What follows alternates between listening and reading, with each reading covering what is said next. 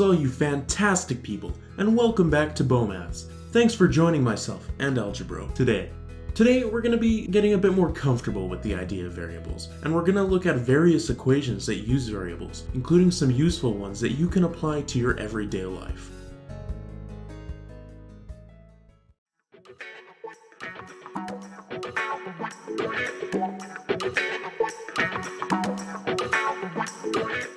Alright, so our concept today is the idea of substitution. I already kind of implicitly introduced this concept last time, but I want to make it more explicit and concrete in this video. Have you ever had a substitute teacher? Sometimes a teacher might be either sick, or dealing with family issues, or perhaps they're feigning these just to skip work. Regardless, someone has to fulfill the role of teacher to the students, lest anarchy takes over the classroom. So the teacher arranges for a substitute teacher to cover for them. So conceptually, a substitution is replacing one thing with something else that serves the same purpose. Last time we learned that variables serve as a symbol that abstracts numbers. Variables are useful because it takes specific contexts and makes them general, allowing us to represent a wide range of possibilities with a single symbol. However, sometimes we want a specific context, in which case the variable is unnecessary. That's where substituting comes into play. Substituting numbers in for variables allows us to go from the general form to a specific context in which our variable equals that number. Let's consider when we had Leonard as a waiter. He had the very sweet gig which entailed hourly earnings of $50 plus tips, which we call T. And in that example, T could be various values such as 10 or 13. If we consider T to be 10, we can calculate his earnings by making T equal to 10. You might have guessed it, but that process is called substitution. T is a number, and when we changed it out for 10, which is another number, we substituted 10 in for T. Before we were adding the unknown number of T, and now we are adding the known number of T. So let's try out some examples. Make sure to pause these and try them yourself. It may seem like extra work, but trust me, you'll find that you learn much better when you work on these yourself. Okay, so what are the values of these expressions if k equals 2? Well, here we have 1 plus k. But we know that k is 2, so when we substitute this in, this becomes 1 plus 2, which we know is 3. Here we have k minus k plus 4 divided by k. So we're going to substitute in k equals 2. So now we have 2 minus 2 plus 4 divided by 2. So 2 minus 2 is 0, and 4 divided by 2 is 2. So we know that 0 plus 2 is 2, so therefore this expression, when we substitute in k equals 2, has to equal 2. With you, I can be sad with you. Just take my hand and fly. Alright, so this time let's consider two variables. What are the values of these expressions if m equals 5 and n equals 2? Alright, so here we have m divided by n. So this is the same thing as 5 divided by 2 because we substituted 5 in for m and 2 in for n. So 5 divided by 2 is 2.5. And then here we have m plus 3n minus m times n. So we substitute 5 in for m and 2 in for n, and we get 5 plus 3 times 2 minus 5 times 2. So 5 plus 3 times 2, so that's 5 plus 6, is 11, and 5 times 2 is 10, so we have 11 minus 10, which equals 1. So when we make these substitutions, this expression equals 1. With you, I can be sad with you. Just take my hand and fly.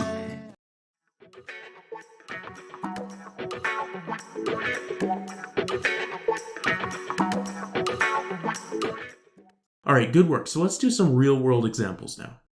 So if you live in any of these places, then you're a bit of a unit contrarian. Well, what do I mean by this? Well, you use Fahrenheit for temperature, and I hate to break it to you, but the rest of the world uses Celsius, and it's much easier to spell. Well, it might be easier for everyone to use one unit. It gives a good excuse to apply a little bit of algebra. So let's go for it. So here are the equations for converting between Celsius and Fahrenheit. C is Celsius and F is Fahrenheit. So C equals F minus 32 divided by 1.8.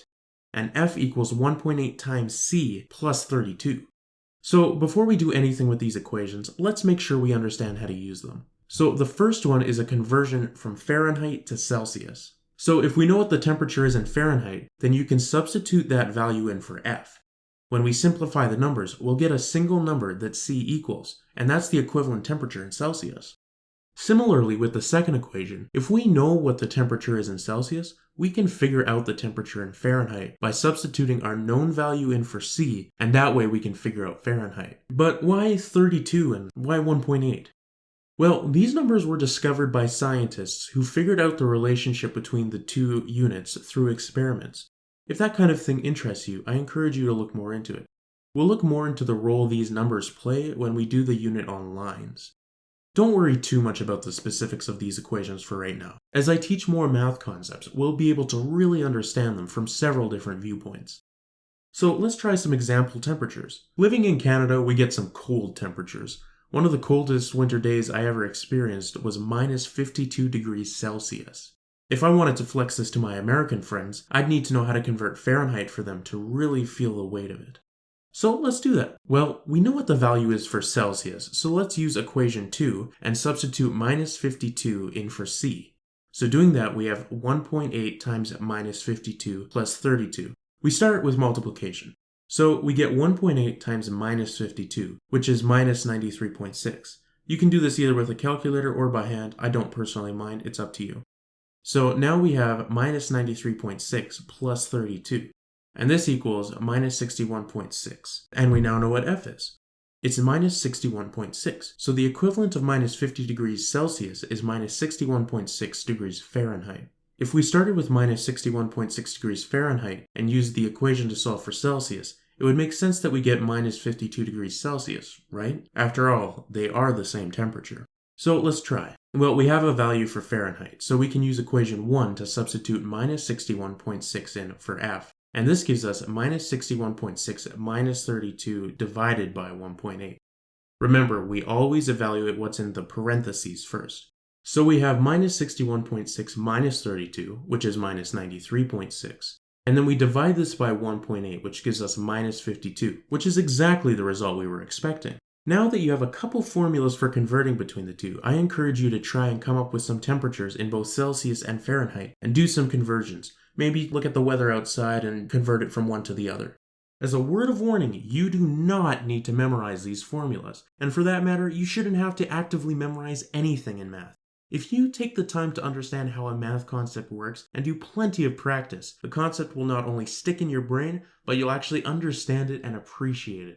People who don't like math tend to focus on memorizing and they don't understand it. People who like math tend to focus on understanding it and appreciating it. And as a result, it is almost automatically committed to memory. And even if you forget something, that's fine. If you build a strong mathematical intuition through understanding various concepts in depth, what you forget should come back to you fairly easily.